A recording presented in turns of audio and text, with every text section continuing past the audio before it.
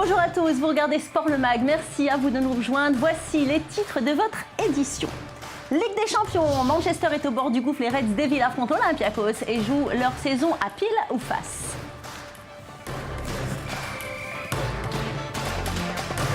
La vidéo dans le sport, c'est un débat qui ne s'arrête jamais, déjà présent dans le tennis ou le rugby. Le football fait de la résistance et pourtant les avancées technologiques sont là. LeBron James est sans pitié, il a pulvérisé à lui tout seul son ancienne équipe des Cavaliers de Cleveland. Les Miami Heat sont de retour au meilleur moment de la saison. Enfin, notre tour du monde des sports dont on ne parle que trop peu, des belles images de la haute voltige. C'est pour vous, c'est dans cette émission, alors surtout, restez avec nous. Et je vous propose de commencer cette édition par du football et la Ligue des Champions. De nouvelles équipes se sont qualifiées pour les quarts de finale. Le Real Madrid s'est à nouveau imposé sur Schalke 04. Une victoire 3-1 nette et sans bavure. Schalke sort la tête basse de la compétition. Sur l'ensemble des deux matchs, les Allemands ont perdu 9-2. Une véritable déculottée. Les Madrilènes, de leur côté, ont encore été menés par un excellent Cristiano Ronaldo. Le Portugais inscrit un doublé, ses 12e et 13e buts de la compétition, un total qui le place bien évidemment en tête du classement des buteurs. Ronaldo n'est plus qu'à un seul but pour régaliser le record de Léo Messi en 2012 ou bien encore José Altafini en 1963. Les deux joueurs avaient marqué 14 buts sur l'ensemble de la compétition. La Casablanca est bel et bien prête pour le Classico contre le Barça dimanche prochain. On écoute tout de suite Carlo Ancelotti à ce sujet. Nous arrivons à ce match au meilleur moment. Nous sommes très enthousiastes. Cela va être un match compliqué contre une grande équipe. Je pense qu'ils se sont beaucoup améliorés depuis le match aller. Donc nous allons faire notre mieux pour être à 100% pour battre Barcelone. Et à noter que cette victoire madrilène est néanmoins entachée par la grave blessure de Jessé, diagnostic rupture des ligaments croisés.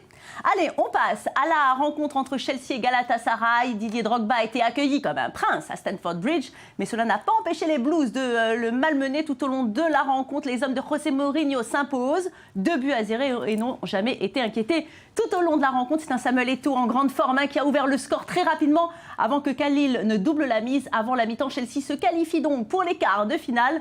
Pour la 8e fois en 8 saisons, un exemple de régularité. On écoute José Mourinho qui n'attend qu'une seule chose, tomber sur une grosse équipe au prochain tour.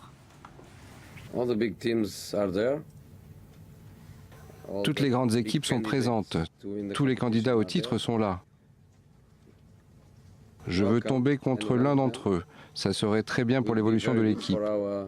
Ça serait très important pour nous de jouer contre l'un des meilleurs. Nous attendons le tirage au sort. Peu importe sur qui nous tombons, nous l'attendons.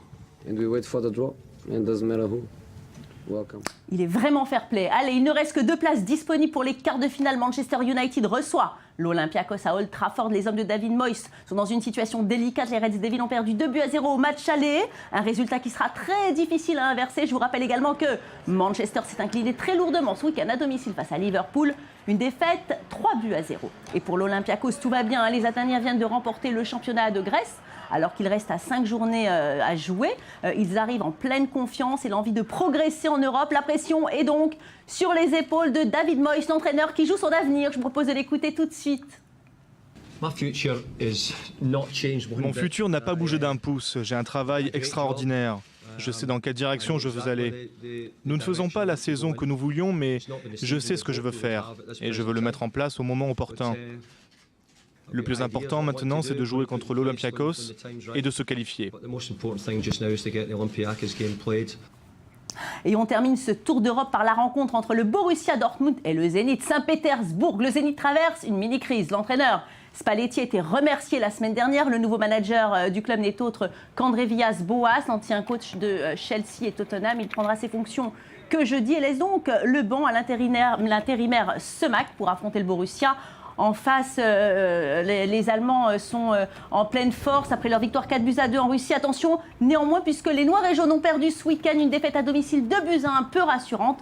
On écoute tout de suite la réaction de l'entraîneur avant d'aborder la rencontre. Si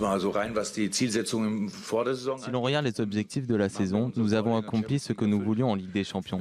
Nous sommes sortis vivants du groupe de la mort, ce qui veut dire que peu importe ce qu'il se passe maintenant, c'est du bonus. Mais ça ne serait pas une grosse déception si nous nous faisions éliminer. La haute technologie est sur le point de révolutionner le sport. Partout dans le monde, les scientifiques se mobilisent pour filmer avec le plus de précision précise des rencontres sportives. Un changement qui permettra d'éviter les erreurs d'arbitrage. Mais jusqu'où doit-on pousser la robotisation du sport? Un progrès scientifique ou bien des mesures technologiques? L'enquête de Lise Barenbaum, c'est pour vous et c'est tout de suite. Hollywood n'a qu'à bien se tenir. Aujourd'hui, c'est le sport qui utilise les technologies vidéo les plus avancées. Ralenti, vue tournante sur 360 degrés, bientôt des scènes dignes de Matrix mettront en scène tennismen et footballeurs grâce à la technologie 3D. La chaîne Tennis TV s'est déjà payé les services de la société israélienne Ripley Technologies pour habiller les retransmissions des Masters BNP Paribas d'Indian Wells. Et ce n'est pas sa première mission. Ripley s'est déjà occupé de golf pour le PGA Tour, les NBA All-Star Games et la saison 2013 des New York Yankees de baseball. Des nouvelles prises de vue révolutionnaires qui permettent de scruter les gestes d'un sportif sous tous les angles. L'athlète est filmé par 12 caméras fixes, le double pour les joueurs de football américains. Une nouveauté qui permet aux téléspectateurs de rentrer dans l'image elle-même. Mais cette inflation vertigineuse du nombre d'images ne doit pas noyer le spectateur. Trop d'images tue l'image. D'autres techniques sont utilisées pour améliorer les retransmissions sportives. Au salon CES International de Las Vegas, les drones et les lunettes interactives s'exhibent pour le plaisir des visiteurs. Regardez comme ils sont petits, ils rapetissent de plus en plus et j'imagine qu'ils sont très efficaces. La société américaine GoPro se concentre sur les mouvements des sportifs. Des caméras minuscules fixées sur les casques permettent de suivre les actions du point de vue des sportifs. Félix Baumgartner a l'habitude de les utiliser pour immortaliser ses sauts stratosphériques. Certaines circonstances de l'accident de ski de Michael Schumacher ont même pu être expliquées grâce au film enregistré par la caméra qu'il avait fixé sur son casque. Chez Google, les scientifiques ont développé des lunettes, les Google Glass. Dotées d'une caméra et d'un micro intégré, elles permettent d'observer en réalité augmentée.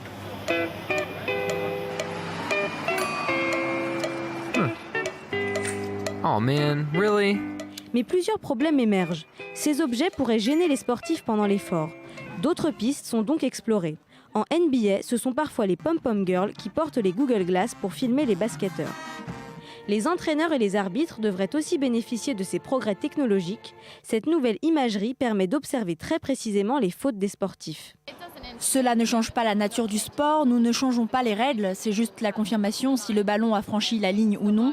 Cela peut stopper les disputes, les joueurs criant à l'arbitre qu'il y avait bien but. Cela ne ralentit pas le jeu puisque ça fonctionne en moins d'une seconde.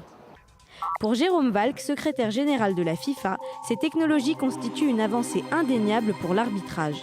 S'il ne se sent pas à l'aise avec ce système d'arbitrage et si, après avoir effectué les tests 90 minutes avant le match, il a toujours un doute que les techniciens sur place ne peuvent pas dissiper, et vous pouvez imaginer qu'il y en aura beaucoup pour une finale de Coupe du Monde, alors il est libre de dire « Désolé les gars, je ne crois pas pouvoir faire confiance à ce système ». Même en sport, on n'arrête pas le progrès. Un mot de tennis maintenant. Andy Murray, le numéro 6 mondial, vient d'annoncer la rupture de son contrat avec Ivan Lendl, son entraîneur depuis 2 ans. C'est sous les ordres de Lendl que l'Écossais a remporté son second titre du Grand Chelem. C'était Wimbledon en 2013, rappelez-vous.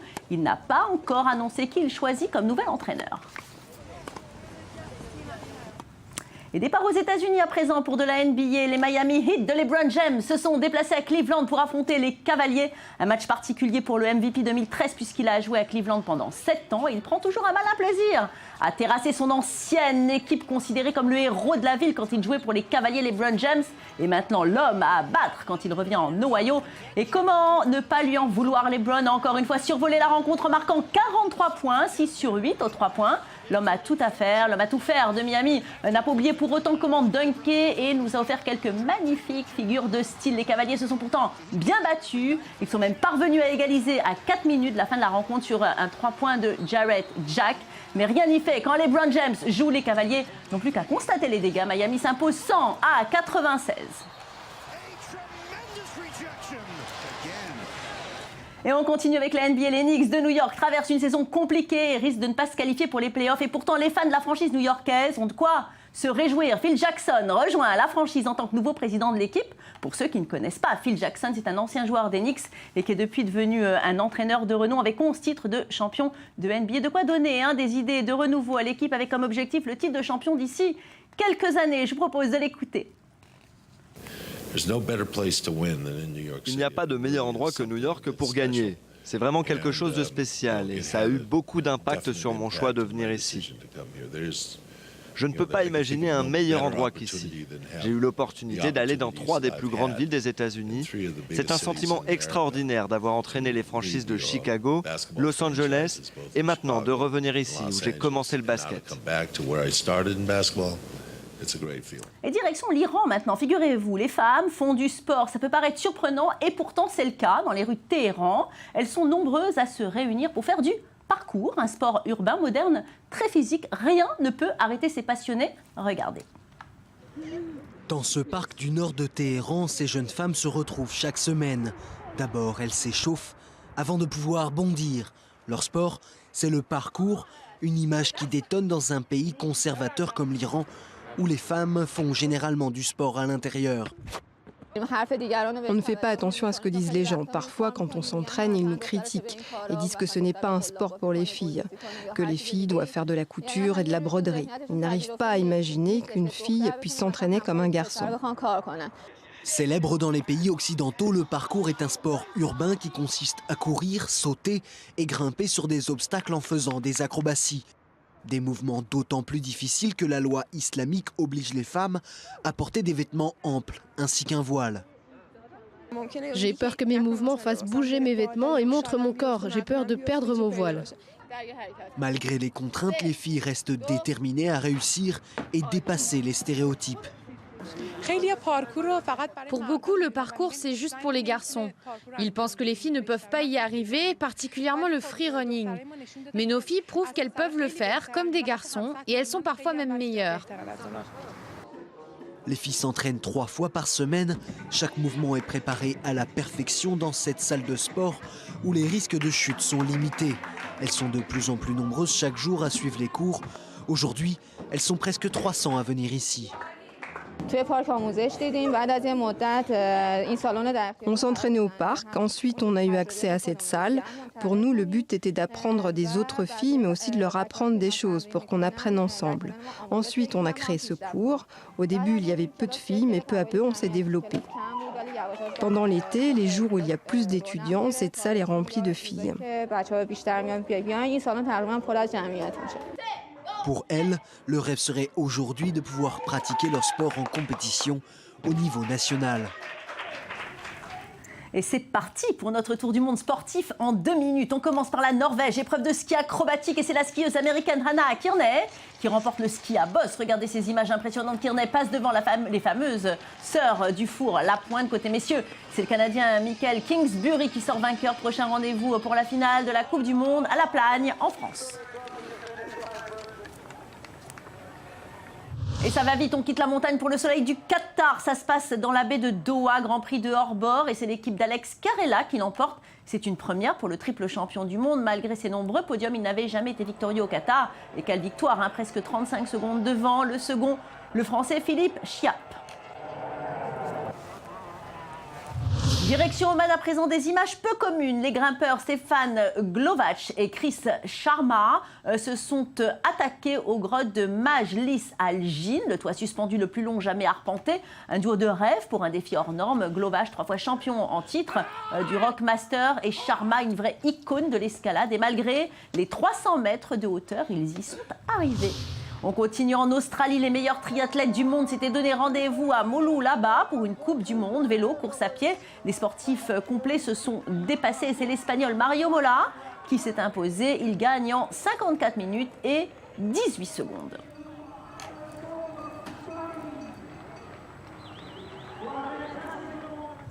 Et on termine par le Mexique. Début de la saison pour le motocross à Mexico City. Le pilote néo-zélandais Levi Sherwood a été couronné champion. 38 000 fans étaient réunis pour l'occasion. Le chouchou du public, c'était l'Espagnol Dani Torres, mais il n'arrive que 3e. Second tour de la compétition à Osaka le 25 mai prochain. Et une page cyclisme, à présent, suite et fin de la course Tirreno-Adriatico en Italie. On assiste au retour en force d'Alberto Contador. Sans victoire depuis 1 an et demi sur les courses à étapes, le cycliste espagnol s'est rappelé du bon souvenir de son public. Il gagne la 49e édition de la course. Au classement général, il devance le Colombien Quintana et le Tchèque Kreuziger. Premier Français Jean-Christophe Parot, il prend une belle 4e place. Et puis ces images insolites, regardez, qui nous viennent de Grande-Bretagne. Les Anglais ont de l'humour, c'est connu. Regardez, ils n'hésitent pas à organiser des compétitions sportives très originales. 7e édition de la course du portée de femmes. Ça s'est déroulé à Dorking, dans le Surrey. En théorie, les époux dévoués doivent porter leur épouse le plus vite possible jusqu'à la ligne d'arrivée. Mais en pratique, le couple n'a pas besoin d'être marié. Une tradition qui remonterait aux Vikings. Et bien voilà, c'est la fin de cette édition. Merci à vous tous de l'avoir suivi. On se retrouve demain pour plus d'actualités sportives. En attendant, vous pouvez nous retrouver sur notre site internet www.i24news.tv. Restez avec nous.